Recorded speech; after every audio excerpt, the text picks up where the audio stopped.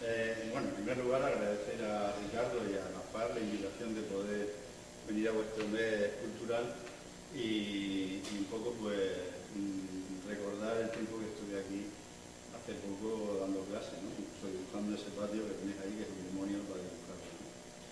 Y de alguna manera, cuando me comentaron la posibilidad de venir a exponer algunos de los trabajos que tenía, pues elegí este que en principio, pues la restauración aunque el título de la charla es restauración de los patios del Palacio San Esteban, yo lo he planteado otras veces como la desrestauración, en cuanto a que yo voy a intervenir sobre un edificio que ya está restaurado en el año 82. Y como me comentaba José Luis González, en alguna de las visitas que tuvo aquí al Palacio, porque José Luis González de Moreno Navarro fue el que hizo el estudio estructural de las patologías que había en el edificio, me comentaba que meterse a restaurar un edificio restaurado es como meterte en un agujero negro, porque primero hay muy poca documentación y la documentación que existe de lo que se ha restaurado casi nunca se corresponde con la realidad,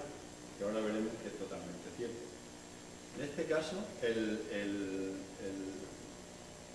vamos voy a introducir unos antecedentes históricos que vienen en la única publicación que hay, que encontré cuando intervine en este edificio, que es una publicación que hizo Dragados en el año 88, por ahí, 89, de diferentes restauraciones de monumentos que se hacían en los años 80, y ya tuvimos la suerte de que eligió este proyecto que habían hecho ellos en el año 82. Entonces, excepto esa publicación, de la obra que se hizo en el 82 no había absolutamente nada. Y en la introducción histórica que hizo la catedrática Cristina Gutiérrez Cortines, cuando habla del Palacio de San Esteban, sus antecedentes históricos, dice, lo leo textualmente, que es lo mejor, dice: entre los monumentos que se enriquecen el patrimonio artístico de la ciudad de Murcia, la iglesia y el colegio de San Esteban constituyen una obra de peculiar significado y trascendencia, no solo por el valor intrínseco de la edificación, sino por haber servido desde sus inicios como marco y escenario histórico de importantes actividades culturales de la ciudad. Su realización se debe a la iniciativa y patronazgo de don Esteban de Almeida, noble portugués que vino a España con Isabel de Portugal, mujer de Carlos V, y que fue obispo de Cartagena desde su nombramiento hasta 1546, desde 1546 hasta su muerte en 1563. De su deseo de construir un nuevo colegio de la compañía con la intención que los jesuitas fueran sus principales colaboradores de tareas de catequesis, evangelización, apostolado y formación cultural del sacerdocio, concluyeron en 1555 con el comienzo de las obras del colegio de San Esteban. Por esto, cuando viene Almeida a Murcia de obispo, el grado de analfabetismo que se encontró en el clero era brutal, no menos que el de algunos políticos que tenemos ahora seguramente, pero por lo visto su iniciativa fue crear un colegio de la compañía que de alguna manera sirviera para utilizar el clero del siglo XVI. Dice, fue la primera universidad de carácter humanista y científico de la región, en la cual a lo largo de los siglos se formaron la mayor parte de los hombres de letras. Es porque no se graba. Sí, eso es, lo veo por arriba y trabajo. Venga, es que se acoplaba. Sí, ya lo Perdonad. ¿Quieres que me ponga ahí? ¿Mejor? ¿Qué te pasa? No me cuida el teclado. Vale, venga, vale. Así por lo menos se verá, ¿no? Venga.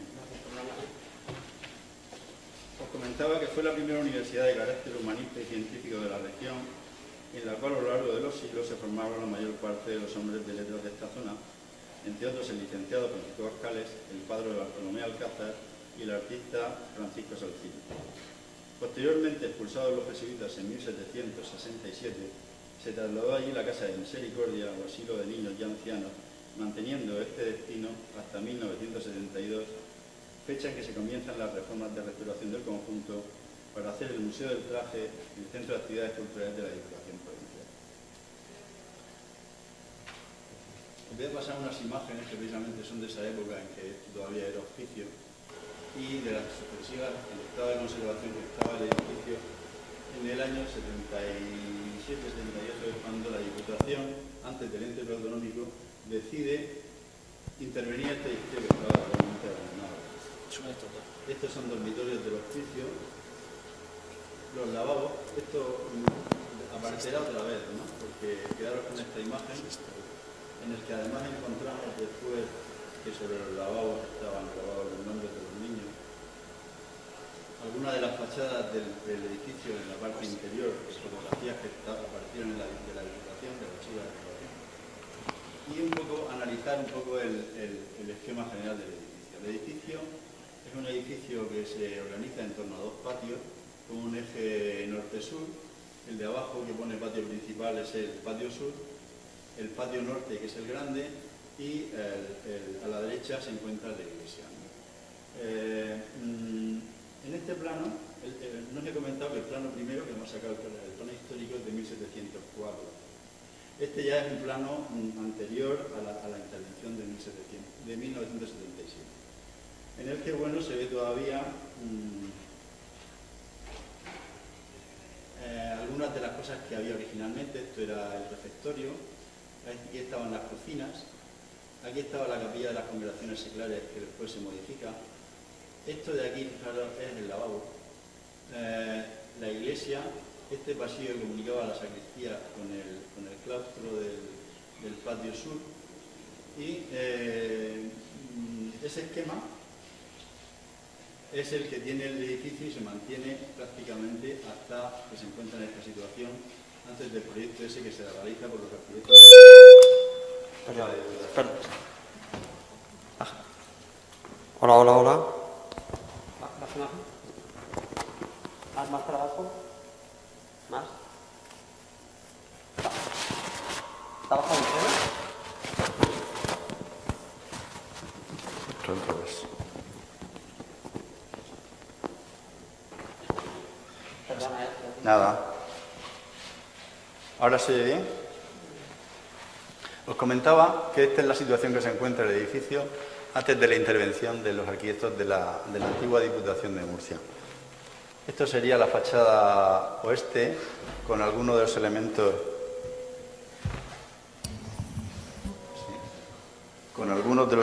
como este, que serán muy transformados. Este era precisamente el patio ese que hemos visto antes, donde estaban los niños ahí en la foto, que están detrás de todo eso. Los que conozcáis Murcia, esto es la situación del jardín antes de hacer el jardín de San Esteban, en la zona este. Esta es la iglesia, mirar la cubierta que tenía, la fachada norte, parte de la fachada norte, visto desde, como dijéramos, desde la terraza de lo que sería el Corte Inglés. Este era un edificio añadido en la fachada oeste que después se demolió, y diferentes añadidos que aparecían pegados a la fachada norte de la iglesia.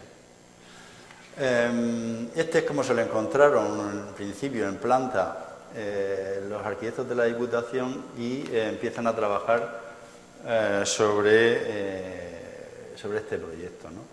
Pasa una cosa, y es que en el año 82, surge el ente preautonómico, surgen las autonomías, y este proyecto que estaba en marcha, de alguna manera se modifica, porque deciden que ese proyecto, que iba a ser, como comentaba antes, para sede del Museo del Traje,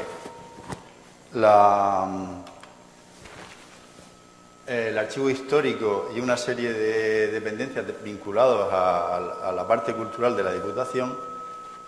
Oye, esto se sigue acoplando, a dependencias de la Diputación se decide que sea la sede del Gobierno regional. Entonces, ese mismo proyecto se ajusta para que sea sede del Gobierno regional. Y, bueno, estos son fotos que he encontrado anteriores a estas de... en el que, fijaros, en esta pieza de aquí arriba, que después que ya en las fotos más antiguas de los años 40, 50 y 60, esto ya no está. Esto se modifica y aparece como un porticado y un pasillo abierto. estaba así. Esto es más parecido a lo que se encontraron, pero en peor estado de conservación. Esta foto es de 50 por ahí. Y esto es lo que ellos ya trabajan en el proyecto.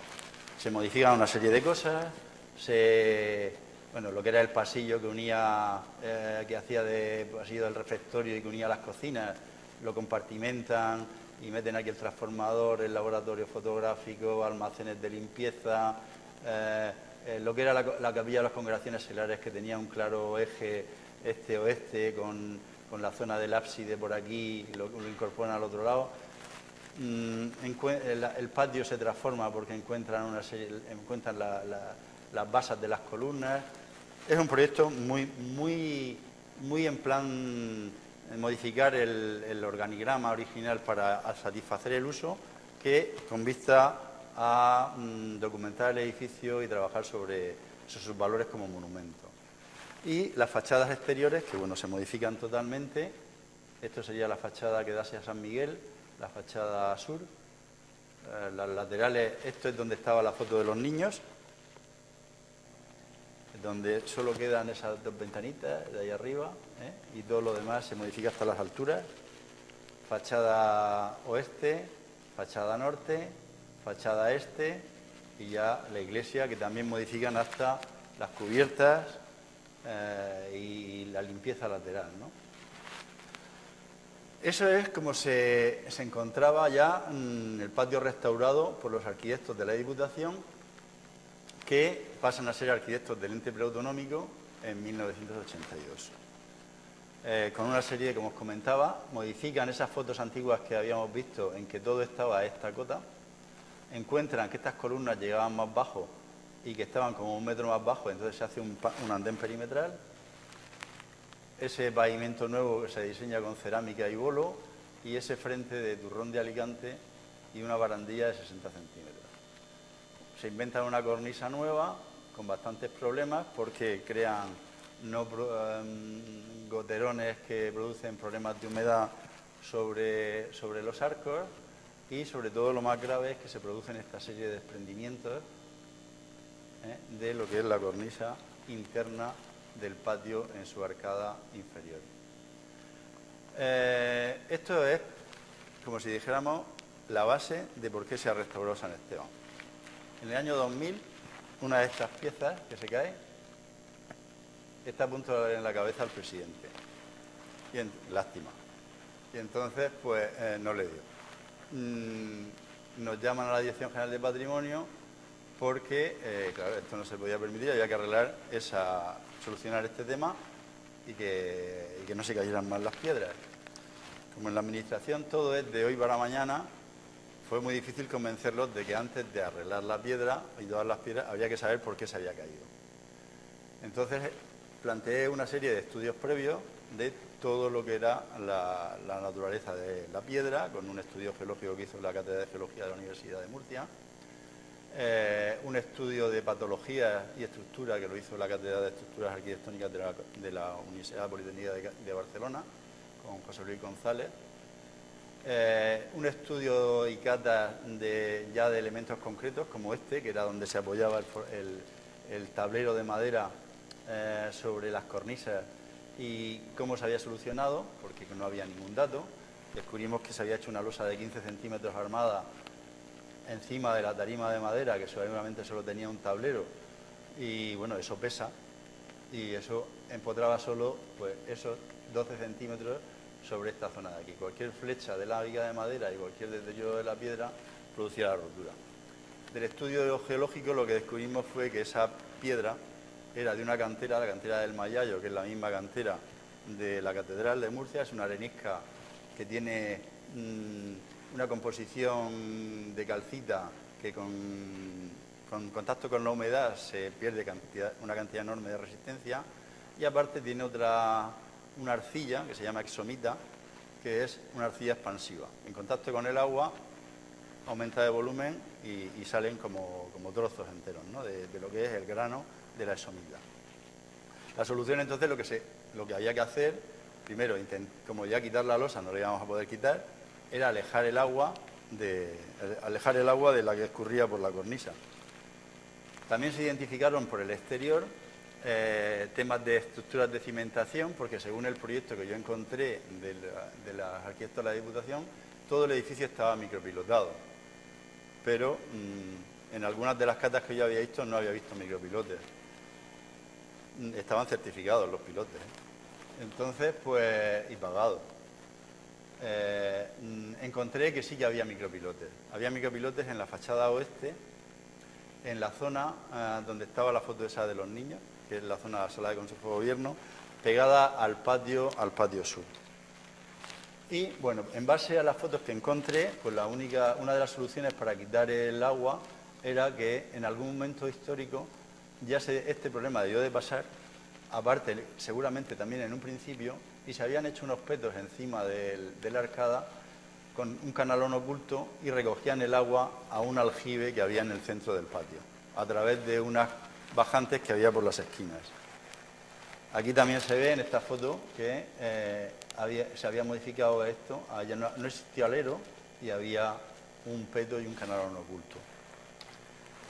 Vimos también que se habían modificado las cubiertas de la iglesia, como os había comentado antes. Mirar que esta estructura de madera, que seguramente en los años 80 les dio por quitar todas las cubiertas de madera por peligro de incendios y de sustituirlas por cubiertas metálicas.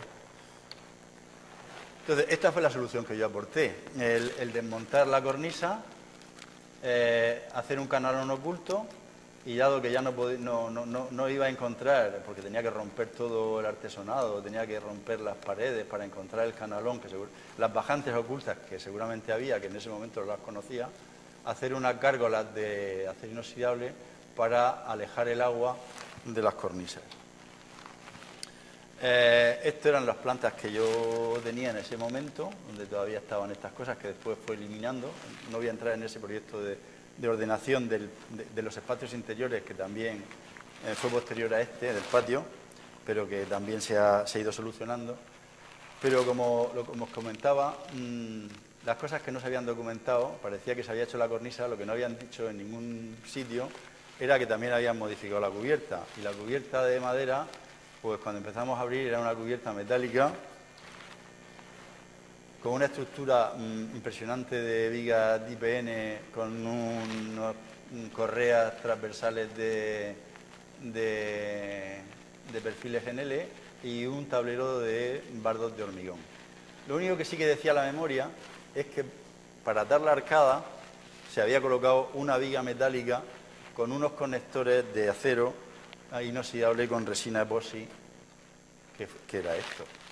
Estos eran unas varillas del 8 corrugado que están metidas en la piedra, y encima esta viga de 26 encima de todo esto. Y aparte lo que pesa todo esto. Entonces, bueno, pues ya la solución que yo había proyectado tampoco valía. Lo que hice fue una cosa intermedia. La viga no la voy a quitar porque me cargaría todos los arcos.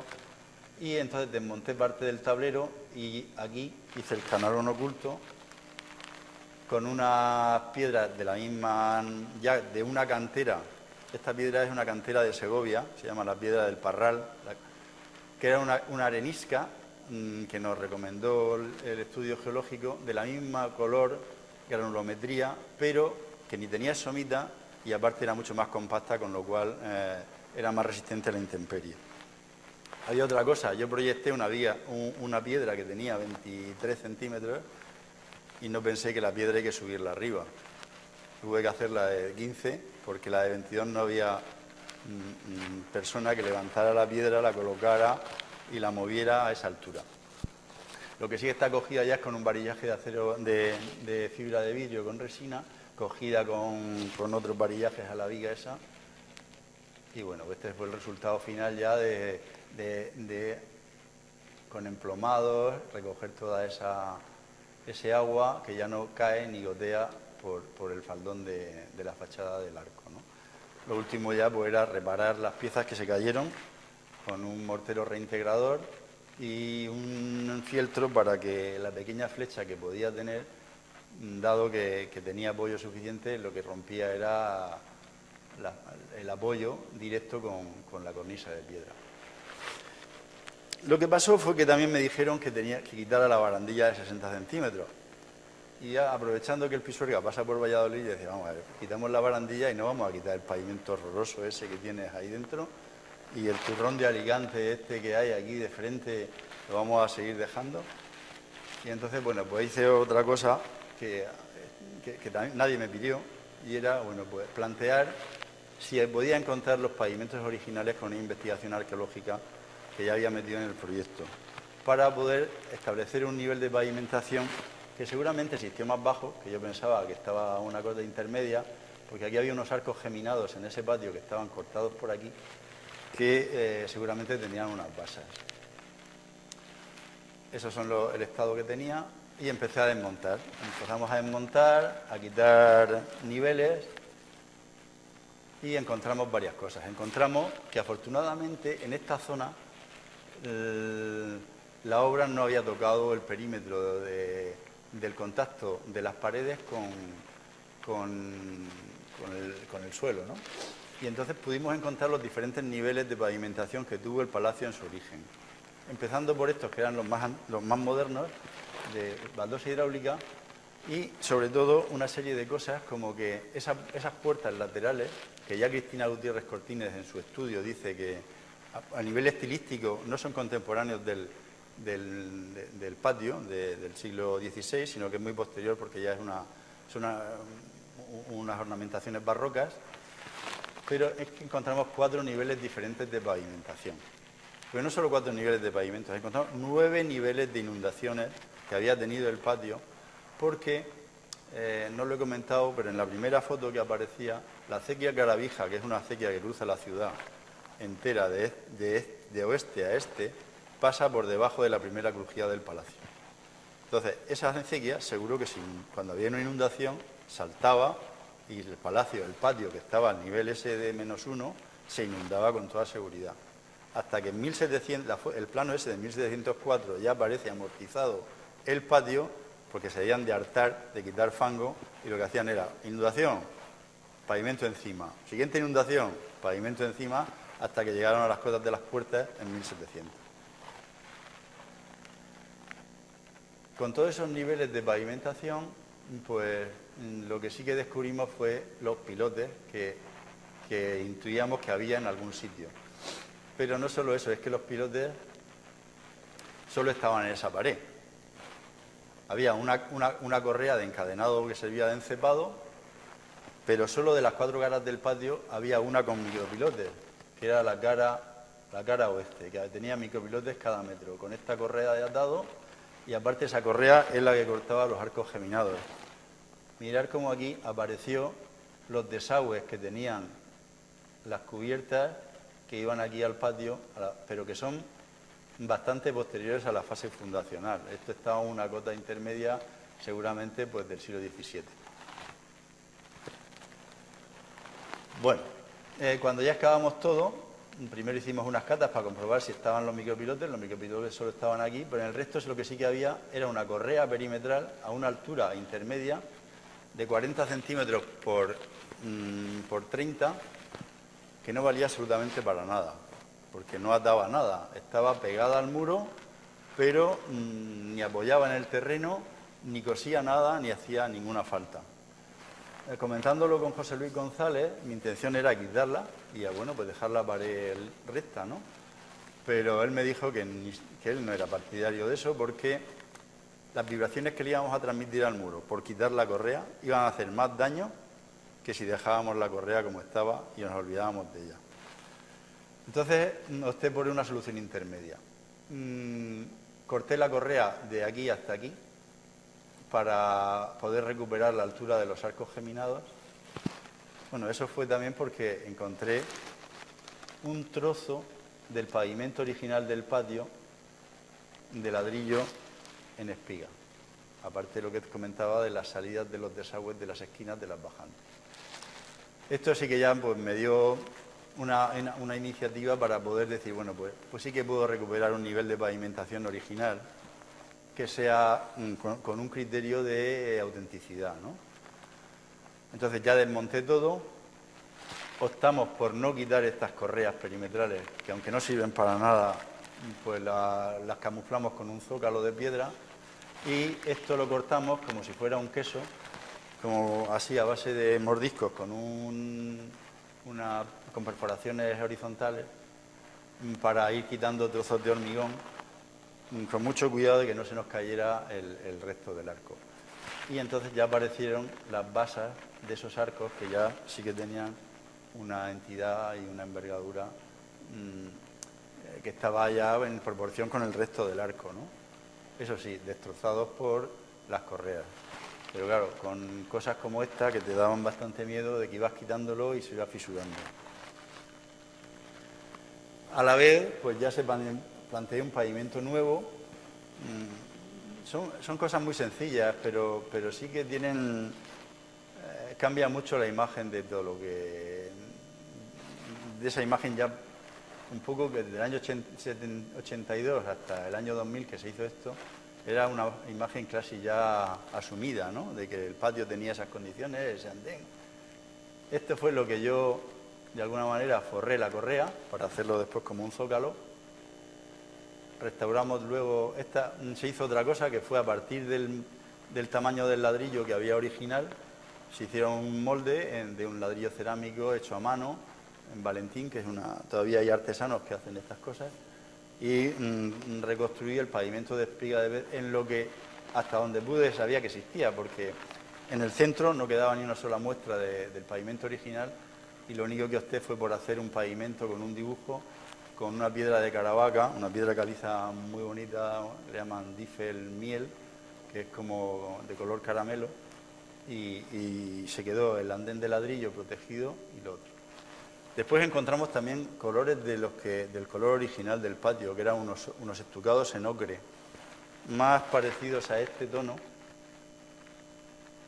que al resto, ¿no? Pero claro, si poníamos ese tono se iba a quedar con todo lo que no tocábamos y con todo lo de arcada de arriba horroroso, y entonces optamos por dejarlo con un color neutro y ya pues restaurar las piezas que se habían roto por los micropilotes,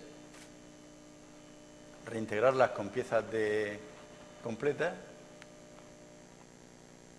y lo único que quedaba era, esto es la sala de Consejo de Gobierno, que nunca ha tenido acceso desde el patio, y de alguna manera, pues este era el paso que daba desde el patio hacia ese patio donde estaban las fotos de los niños, que estaba ya amortizado a otro nivel. Pero para recuperar esta entrada a la sala de Consejo de Gobierno, pues ya planteé una puerta, porque no podía cortar o sea, dejarlo limpio, porque esto tiene otra cota, y aparte esa correa que hemos visto por aquí está doblada por detrás. O sea, hay una doble fila de micropilotes, una por la cara interior del patio y otra por la calle interior de la sala. Entonces pues hice una especie de caja con unos peldaños para poder acceder desde el patio a la sala de Consejo de Gobierno y que de alguna manera obligar a que los consejeros y el presidente, cuando entran en la sala, entren por donde debieron de entrar. Y bueno, pues esto es ya el patio terminado y creo un comparativo de cómo se quedó y cómo estaba, ¿no? Aquí se ve bien eso que os decía, esto está nada más que para camuflar la correa. O sea, esto es un zócalo que queda allí, se ha hecho aposta y lo que hace es tapar ya esa correa. Lo que pasa es que ya, bueno, pues ya hice esta pieza que parece que articula un poco ese zócalo con las piedras macizas de Diffel. No cumple accesibilidad porque no tiene barandillas. De momento no se ha caído nadie. El pavimento original, y bueno, y esto es muy gracioso, porque una de las cosas que yo pensaba era que cuando salía el agua de las gárgolas, cuando cayera aquí abajo, salpicaría y mantendría las paredes perdidas. Y pasa una cosa casi mágica, y es que a partir de esta altura el agua se pulveriza y entonces cae como una lluvia fina y no cae el chorro entero hasta el suelo. Eso no estaba proyectado, ¿eh? Y esto es un comparativo, ¿no?, de cómo estaba antes y cómo se quedó después en cada una de sus caras. En la puerta del 18, que ya estaba amortizada en el siglo XVIII, cómo se ha quedado ahora, en los arcos geminados de la entrada a la sala de Consejo de Gobierno, y bueno, pues de las diferentes etapas, de 1930 a la del 82, bueno, 30 no, esto es más 50. La del 82 y ya la del año 2005, que fue cuando se acabó esto. Como estas cosas de la restauración siempre tienen algún duende que te da un poco la vara, pues justo cuando terminamos nos aparecen estas humedades que yo ya pensaba, nos hemos cargado una red de saneamiento en todo este desmontaje y veremos a ver cómo lo solucionamos ahora, porque la arqueta de recogida estaba en el centro del patio. Rompimos por dentro, por detrás, a ver de dónde venía el agua y encontramos esta cosa que eran los desagües de los Fancoil, de toda la planta baja y los de la planta primera, que desde que se hizo la instalación tiraban el agua al suelo. Pues nada, o sea, un chorro como un dedo, ¿eh? En verano os puedo asegurar que aquello era un chorro de un grifo. Como el pavimento estaba a la cota de arriba, nadie se ha dado cuenta de que el agua caía ahí, no había ningún problema, pero claro, fue quitar el andén y aparecer el agua por la pared. Tuvimos la suerte de que investigando, porque no había planos de saneamiento, tirando agua con colorantes de los recursos que os vais a tener que encontrar cuando trabajáis sobre un edificio ya que no tenéis datos. Tiramos agua por los saneamientos de arriba y miramos por dónde salía el agua con colorante por las diferentes salidas del edificio. Y había una arqueta de recogida al saneamiento justo al final de este pasillo y pensábamos que habría un colector. Efectivamente, el colector apareció aquí y tuvimos la suerte porque la rotura estaba allí. O sea, hubo que romper solo esto poco para poder conectar. Y parte del equipo que trabajó entonces en aquella restauración, pues que siempre es un equipo multidisciplinar de arqueólogos, historiadores, geólogos en este caso, estructuristas, no sé, es fundamental para un proyecto, aunque era un proyecto de 200.000 euros, la forma de trabajar siempre tiene que ser con un rigor a la hora de recoger la documentación. Si no hubiéramos hecho eso, pues a lo mejor muchos de los datos que conseguimos no se habrían tenido, ¿no? Y habría sido una solución, como ya comentaré al final, que podía haber sido otra y mucho más sencilla. Comentaré ahora el otro patio. Justo cuando acabamos después trabajamos también en otra serie, como os he dicho, de adaptaciones del uso del edificio para necesidades del presidente. Quería un salón de actos y bueno, hay diferentes cosas que se ordenaron aprovechando esas necesidades para un poco llevarme el agua hacia mi cauce, ¿no? El recuperar del palacio aquellas cosas que eran todavía de la distribución original y que se habían ido transformando en esa restauración del 82. Una de ellas fue la oportunidad de trabajar en el patio norte porque el presidente quería cambiarle el pavimento. Y bueno, estas son imágenes, vuelvo a aparecer esta imagen del lavabo del hospicio, esta fachada que eran de las fotos que teníamos de la Diputación, esta puerta donde sí que parecía que, yo creía que era pintado, ¿no? Que era un estuco pintado. Y entonces, bueno, pues esto era la situación que estaba ese patio norte, con un jardín que había ordenado y había diseñado pues los técnicos de los jardines municipales y lo habían regalado cuando se hizo el palacio. Y bueno, pues como esto es el espacio que en realidad se quería aprovechar para hacer actos al aire libre de protocolo. Estos eran los lavabos del hospicio que desafortunadamente se colocaron para plantar cactus con este apoyo tan horroroso. Hicimos un inventario de las piezas que se podían trasladar y el resto pues se desmontó y entonces planteé un proyecto nuevo de diseño de pavimento con un pavimento en espiga de pez, pero ya con un ladrillo de clinker que permitiera estar al aire libre y un diseño en espiga ya con un diseño moderno, porque pendiente siempre, porque estas cosas siempre se hacen un poco previo en la administración es muy difícil hacer los estudios previos antes de hacer el proyecto. Los estudios previos casi siempre los tenemos que hacer a la vez y entonces pues después surgen los modificados y las adaptaciones a lo que realmente se tiene que ejecutar. Bueno, pero de alguna manera yo sí que planteaba, bueno, pues que trasladar el grupo de presión de incendios, que era una pieza que aparecía en las fotos aquí, que era como un pedestal, donde te tapaban las bombas de extinción de incendio, el depósito de incendios estaba aquí y aquí, en dos depósitos, uno antiguo y otro moderno. Y entonces yo trasladaba las bombas de presión, las trasladaba aquí e intentaba recuperar las fuentes de lo que eran los lavamanos del hospicio como fuentes e introducir el agua como en ese espacio lúdico, protocolo, fiesta de recepciones y cosas de ese tipo, ¿no? Metí, como siempre, una investigación arqueológica previa, que en este caso no era previa, era durante, donde para ver los pavimentos originales, cosa que no, nada más que encontré esto, que eran unos pavimentos de piedra en un lateral a una cota casi del misma cota que encontré en el otro, todavía estaba un poco más alto, la misma correa, que no vale para nada, colgada, que me encontré en el otro patio y que en este caso tampoco podía quitar. Y aquí sí que encontré que había un andén, que seguramente esto era como una especie de huertecillo, que conectaba las dos puertas del patio. Y metí otra cosa, aprovechando también esta oportunidad de saber qué había de aquellas fachadas que aparecían en las fotos, ¿no?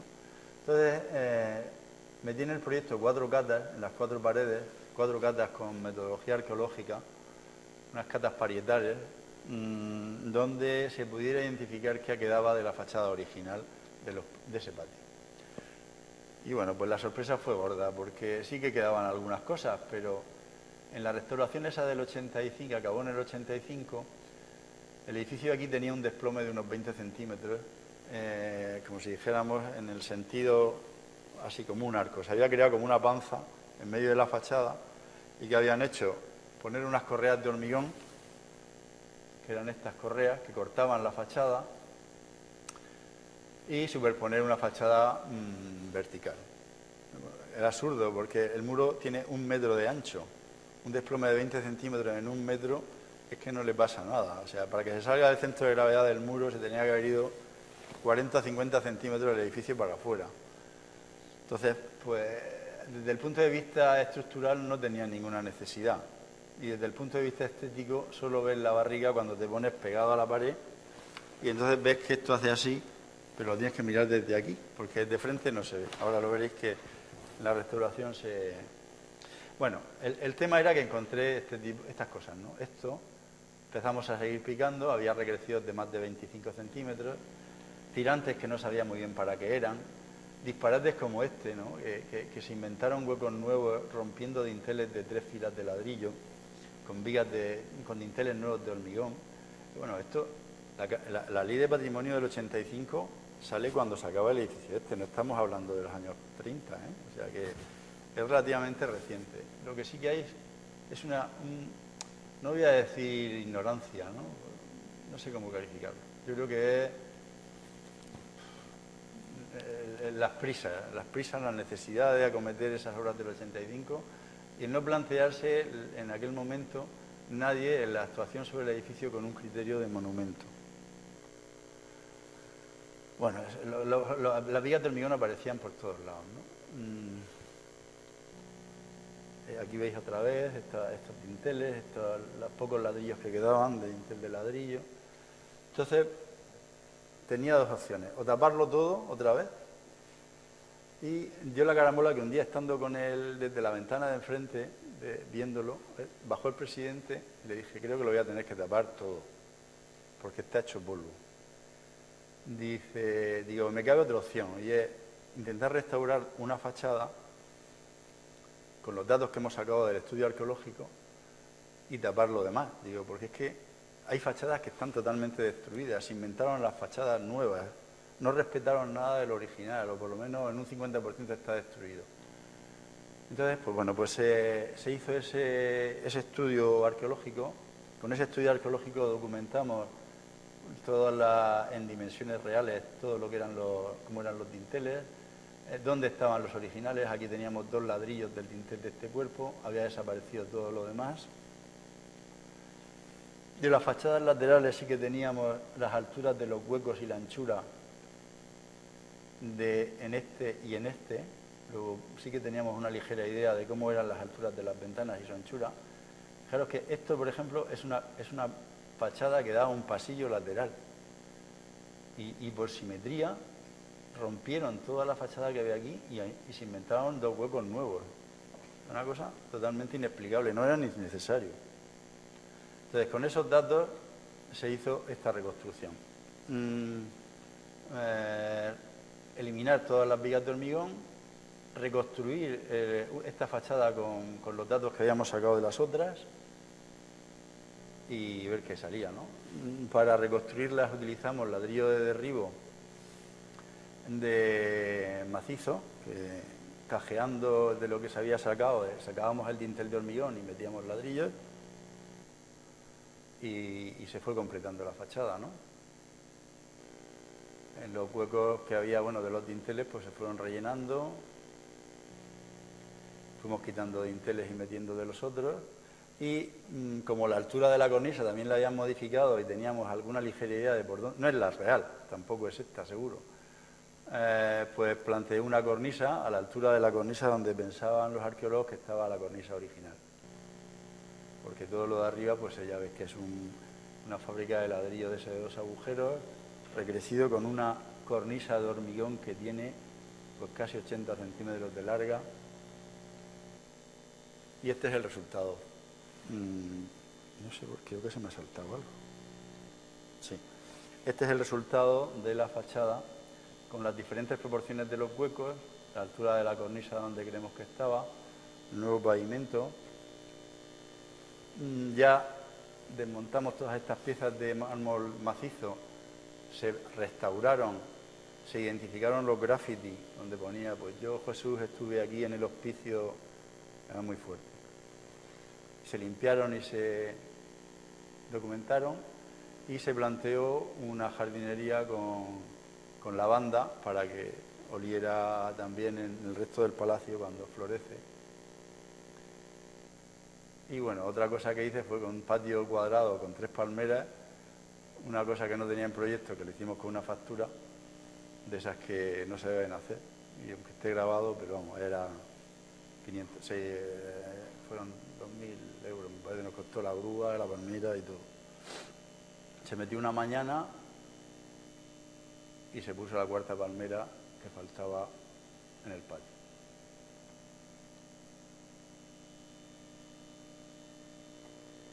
Este ya es el resultado final. Otra cosa que hicimos fue, dado que había actividades nocturnas, fue meter iluminación en el patio ya debajo de las fuentes y creando así una cosa como mágica de que flotaban en el aire.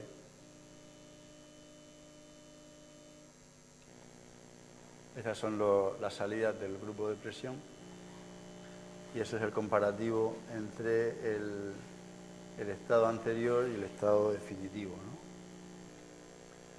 Y el comparativo de las diferentes etapas. Una cosa que tampoco quise hacer porque ya parecía demasiado contraste. Seguro que esto estuvo con estos elementos, ¿no? Las fachadas barrocas, porque esto es una modificación seguramente del 18, actuando sobre estructuras del 16 que debieron de desaparecer. Porque según los datos de los antecedentes históricos, el colegio se funda por esta zona, por el patio norte, y lo último que se hace es el patio sur. Entonces, pues de lo del patio norte, de lo que era original, no queda nada, porque estas transformaciones son del siglo XVIII. Pero sí que existía este tipo de ornamentación con yeso, que yo tampoco quise meter un poco para camuflar un poco esta fachada y que no fuera ya demasiado, no sé, demasiado contraste, ¿no? Y lo mismo, el equipo que trabajó en la restauración, que es una cosa que siempre me gusta hacer, ¿no? Que sea un trabajo de todos y el que aparezca toda la gente que ha trabajado en ese trabajo pequeño también, porque eso era también otros 200 y pico mil euros.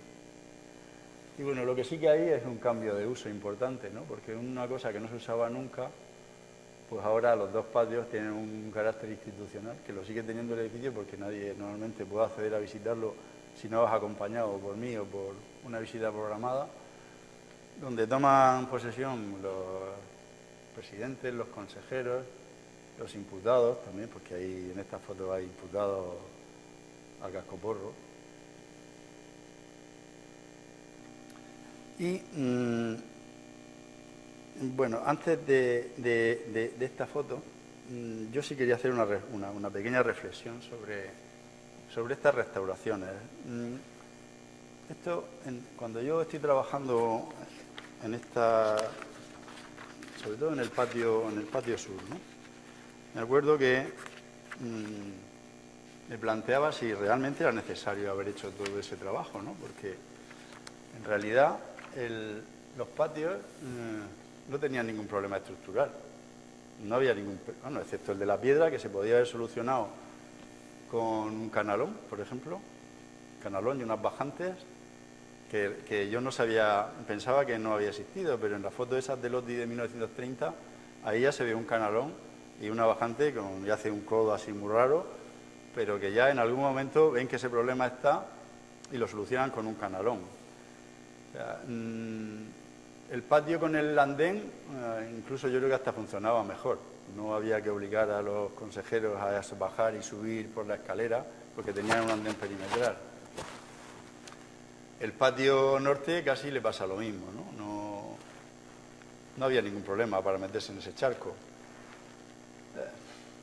Entonces, ¿por qué hacer esto, no? De acuerdo que comentaba Gaspar por aquella época, antes de que empezara el lío de la crisis, de la cultura del despilfarro, y casi, un día hablando con él, digo, esto casi entra en esa cultura del despilfarro, de unos años en que trabajábamos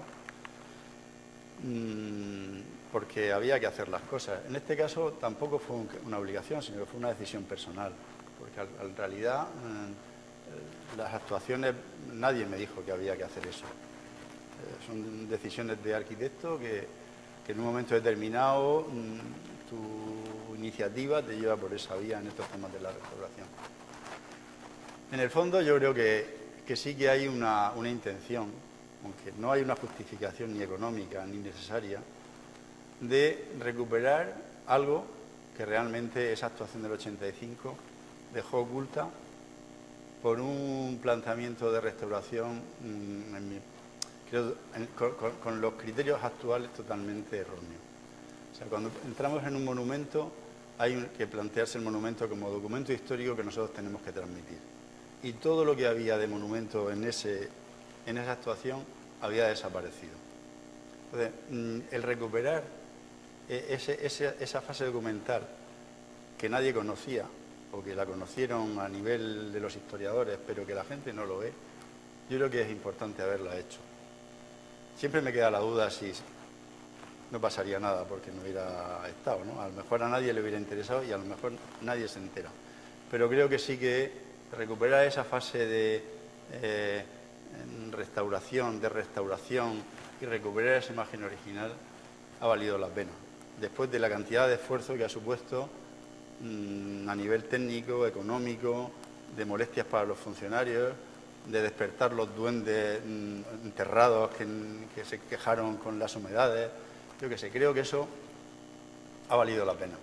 Quizá sois vosotros los que nos tenéis que decidir.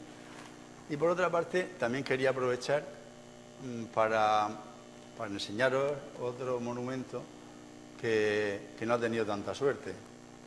Cuando en el año 2000, se acabó en el 2005, en el 2006, el 2010 empieza, bueno, un poco antes, el planteamiento de hacer un parking en el entorno del Jardín de San Esteban, desmontando todo el jardín y haciendo un aparcamiento de 4 plantas, 3.000 plazas de garaje.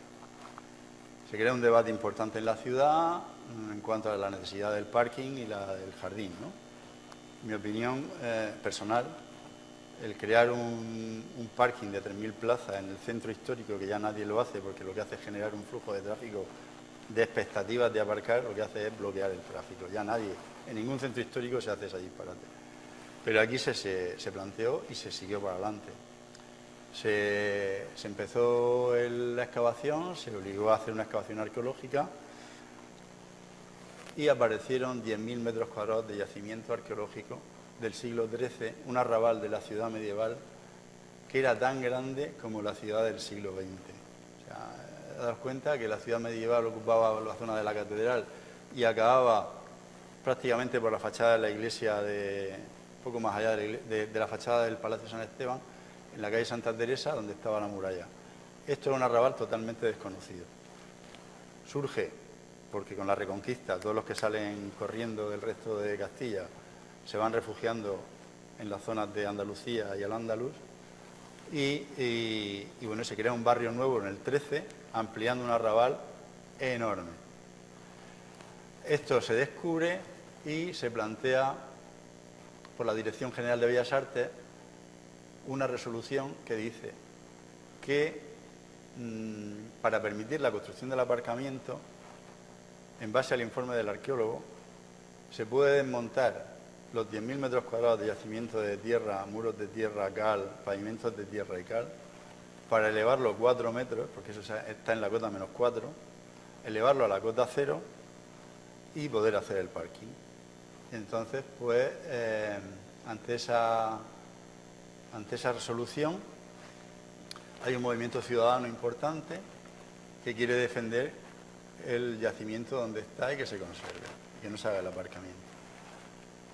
El día que se hace un proyecto de desmontaje, totalmente falso, porque no se puede desmontar eso, o sea, y empezaron a desmontarlo el mismo día cogiendo ladrillos y metiéndolos en cajas. Entonces hay una denuncia ante la Fiscalía de esas asociaciones de vecinos y de defensores del yacimiento y la juez paraliza ese mismo día el desmontaje. Y ese mismo día el presidente de la comunidad autónoma decide paralizar el aparcamiento y que no se haga ya el parking. Pero bueno, eso fue en el año 2010, 2011. Bueno, 2011. En el 2011 se paraliza, el promotor de ese aparcamiento es el Ayuntamiento de Murcia. El Ayuntamiento se encuentra con el problema de que tendrá que solucionar eso y hasta hoy. O sea, han pasado 4 años, ¿no? Sí, casi 5.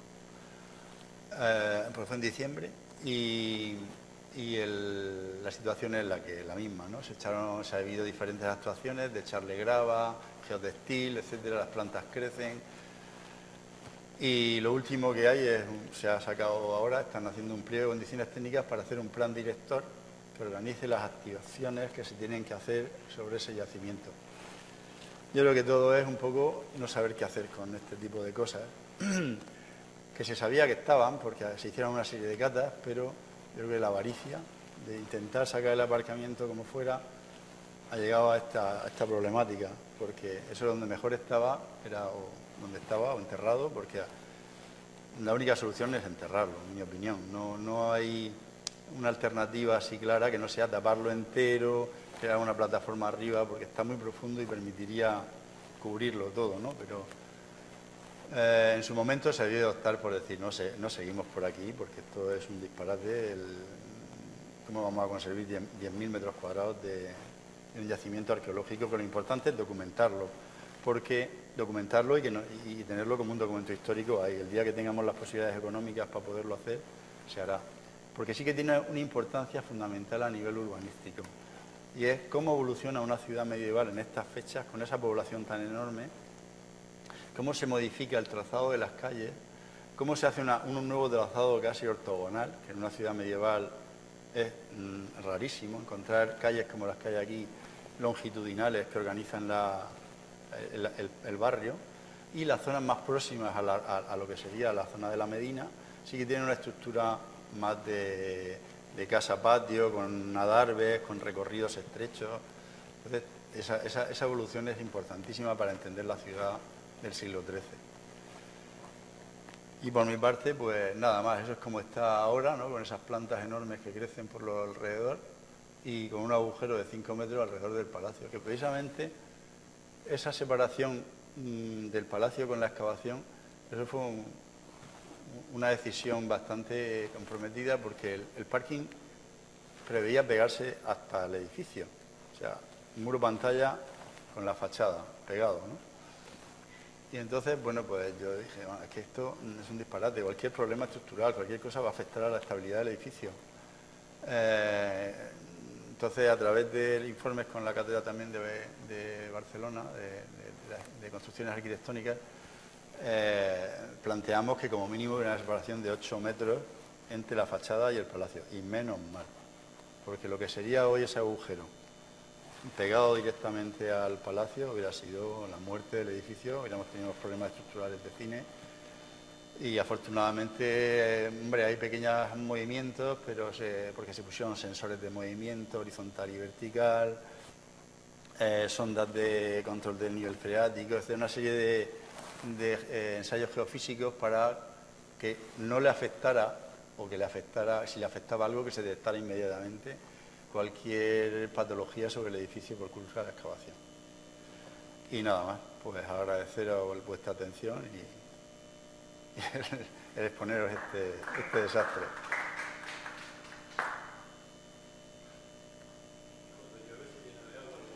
Bueno, conseguí que le pusieran bombas de drenaje. Unas bombas de drenaje que al principio no estaban conectadas a la red de alcantarillado porque pusieron las bombas pero no pusieron la conexión. Es que esto ha sido una continua mentira. Entonces, bueno, al final ya en vista de que había una denuncia y ya cuando apareció el juez ya las cosas se toman de otra manera. Y entonces sí que se han puesto bombas de achique en unos pozos de drenaje donde se bombea el alcantarillado, pero en Murcia el día que caen 200 litros, que pueden caer cualquier día, eso es una piscina tremenda al lado del edificio, ¿no? Entonces, pues no hay bomba porque el alcantarillado se obstruye y por mucha agua que tire volverá a entrar. O sea, es tener ahí una bomba de relojería metida en el centro de la ciudad. La presidencia del Corte Inglés. De hecho, el Corte Inglés era el que más interesado en este aparcamiento, porque creo que había comprado una planta entera. Entonces, era quien también estaba detrás de esta operación. Y bueno, pues ahora mismo yo creo que es más un tema de voluntad. O sea, si esto se quiere solucionar, hombre, y de dinero. O sea, yo creo que hubiera sido importantísimo que alguien se hubiera atrevido a taparlo hasta que se decida lo que se va a hacer. O sea, está documentado, vamos a taparlo y cuando taparlo es taparlo con 2 metros de tierra. Y grava y un geotextil y una capa impermeable de arcillas y unos sistemas de desagüe alcantarillado y bueno, y hacerlo bien. Y cuando se tengan los medios económicos y las ideas claras, pues ya lo hacemos, lo excavamos y se toma una decisión. Pero el día que se decida hacer algo, ya no quedará prácticamente ninguna estructura en pie. Porque son estructuras muy frágiles que no aguantan 5 años a la intemperie como está eso. Pues nada. ¿Queréis alguna aclaración de algo?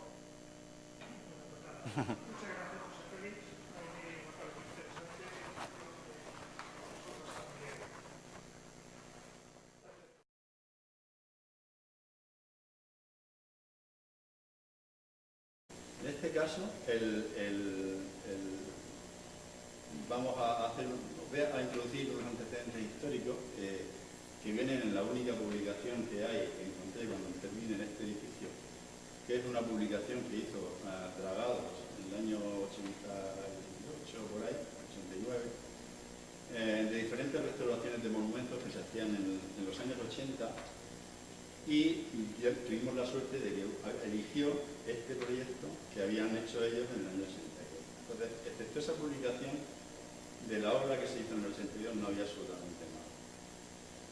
Y en la introducción histórica que hizo la catedrática Cristina Gutiérrez Cortines, cuando habla del Palacio de San Esteban, sus antecedentes históricos, dice, lo leo textualmente, que es lo mejor, dice: entre los monumentos que se enriquecen el patrimonio artístico de la ciudad de Murcia, la iglesia y el colegio de San Esteban constituyen una obra de peculiar significado y trascendencia, no solo por el valor intrínseco de la edificación, sino por haber servido desde sus inicios como marco y escenario histórico de importantes actividades culturales de la ciudad. Su realización se debe a la iniciativa y patronazgo de don Esteban de Almeida, noble portugués que vino a España con Isabel de Portugal, mujer de Carlos V, y que fue obispo de Cartagena desde su nombramiento hasta 1546, desde 1546 hasta su muerte en 1563. De su deseo de construir un nuevo colegio de la compañía con la intención que los jesuitas fueran sus principales colaboradores de tareas de catequesis, evangelización, apostolado y formación cultural del sacerdocio, concluyeron en 1555 con el comienzo de las obras del colegio de San Esteban. Por esto, cuando viene Almeida a Murcia de obispo, el grado de analfabetismo que se encontró en el clero era brutal, no menos que el de algunos políticos que tenemos ahora seguramente, pero por lo visto su iniciativa fue crear un colegio de la compañía que de alguna manera sirviera para utilizar el clero del siglo XVI. Y fue la primera universidad de carácter humanista y científico de la región, en la cual a lo largo de los siglos se formaron la mayor parte de los hombres de letras. Ah, es porque no se graba. Sí, eso, lo voy a probar y trabajo. Venga, es que se acoplaba. Sí, ya lo Perdonad. ¿Quieres que me ponga ahí? ¿Mejor? ¿Lo que pasa? No es el teclado. Ah, vale, venga, vale. Así por lo menos se verá, ¿no? Venga. Os comentaba que fue la primera universidad de carácter humanista y científico de la región, en la cual a lo largo de los siglos se formaron la mayor parte de los hombres de letras de esta zona, entre otros el licenciado Francisco Bascales, el padre de Bartolomé Alcázar y el artista Francisco Salcillo. Posteriormente, expulsados los jesuitas en 1767, se trasladó allí la Casa de Misericordia o asilo de niños y ancianos, manteniendo este destino hasta 1972, fecha en que estaban las cocinas. Aquí estaba la capilla de las congregaciones seculares, que después se modifica. Esto de aquí, fijaros, es el lavabo. La iglesia, este pasillo que comunicaba la sacristía con el claustro del patio sur. Y ese esquema es el que tiene el edificio y se mantiene prácticamente hasta que se encuentra en esta situación, antes del proyecto ese que se realiza por los arquitectos.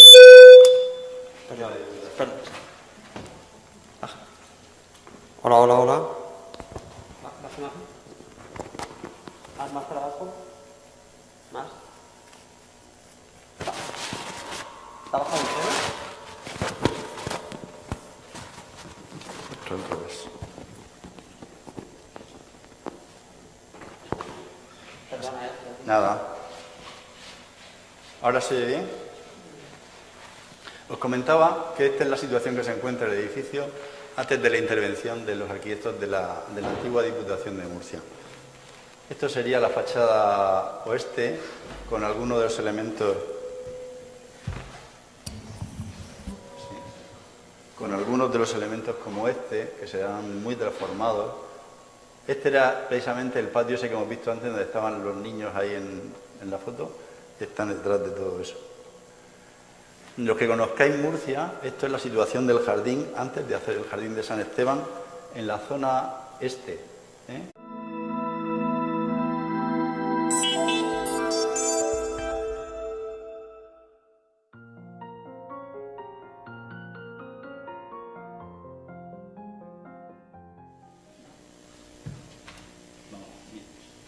Bueno, en primer lugar agradecer a Ricardo y a Gaspar la invitación de poder venir a vuestro mes cultural y un poco pues recordar el tiempo que estuve aquí hace poco dando clases, ¿no? Incluso dibujando ese patio que tenéis ahí, que es un demonio para dibujarlo, ¿no?